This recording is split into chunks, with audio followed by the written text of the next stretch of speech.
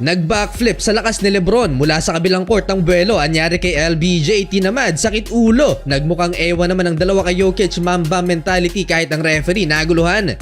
Lakers versus Brooklyn Nets, malapit na ang trade deadline at matuloy pa nga kaya ang balak nilang i-trade si D'Angelo Russell dahil gumanda ang performance ni D'Lo simula nang ibalik sa starting lineup. At ngayon, binuhat lang naman ni Russell ang Lakers with 13 points, shooting 3 of 3 beyond the arc. Solid mga idol, habang si Anthony Davis dominant sa interior with 9 points, 5 boards, 4 assists in 4 of 4 shooting sa first quarter lang. Good start for LA, 37-28. Leading scorer naman ng Brooklyn si Cam Thomas, perfect game with 14 points off the bench. 2 points lang si LeBron James pero highlight cutting dunk mula sa assist ni AD.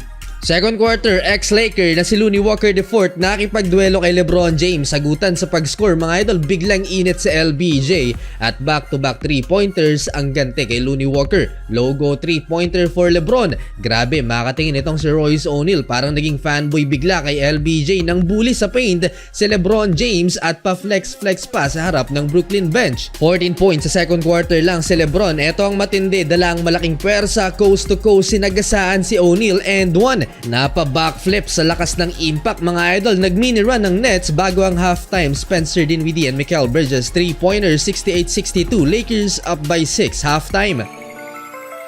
Third quarter, eto na ang nightmare ng Los Angeles Lakers, ang comeback ng kalaban. 9-0 run ng Brooklyn Nets, nakuha na ang lamang. Nawala ang depensa sa interior ni Anthony Davis at 6 points sa run ng Nets mula sa paint. Halfway, nagtuloy-tuloy pa ang magandang laro ng Nets. Kumana naman si Spencer Dinwiddie at umabot ng double digits ang lamang ng Brooklyn. Anyari sa LA, Cam Thomas 4-point play opportunity ng ma-foul ni Austin Reeves. Naging shooting clinic ni Cam Thomas ang laban, inalat si LeBron James. Natapos ang third quarter, naghahabol na ang LA 100-90. Fourth quarter, no call sa play na to ni LeBron James. Reklamo pa sa referee si LeBron, sumasakit ang ulo ni LBJ. Lobo pa sa 19 points ang lamang ng Brooklyn Nets at parang nagluluksa na ang bench ng LA. Tuluyang nag-backflip na din ang laban at nabaliktad na ang sitwasyon. Wala na sa mood si LeBron James at Anthony Davis. Exhausted na si LeBron James, sinayawan pa ni Cam Thomas at natirahan ng 3-pointer. Sa una lang pinasaya ang LA Lakers at sa huli naging blowout pa ang laban. Panalo mga idol ang Brooklyn Nets sa likod ng stellar performance ni Cam Thomas. Naging playoffs vibe ang tapatan ng Boston Celtics at Denver Nuggets. 2 important plays ang sinayang ni Jason Tatum sa endgame. Una, dito sa panglamang na layup sana sa transition 4-on-1 break, nabitawan ng bola ni Jason Tatum.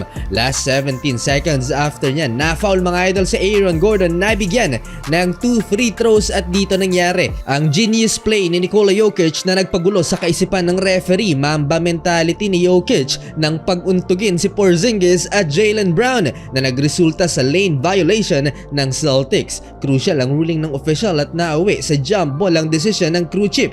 Celtics down 2, last 3 seconds, si Jason Tatum ang tumira ng game-tying jump shot pero nagmintis kaya panalo ang Denver Nuggets. Natuldukan na ang 27-game home win streak ng Boston sa likod ng brilliance performance ni Jokic, 34 points, 12 boards and 9 assists.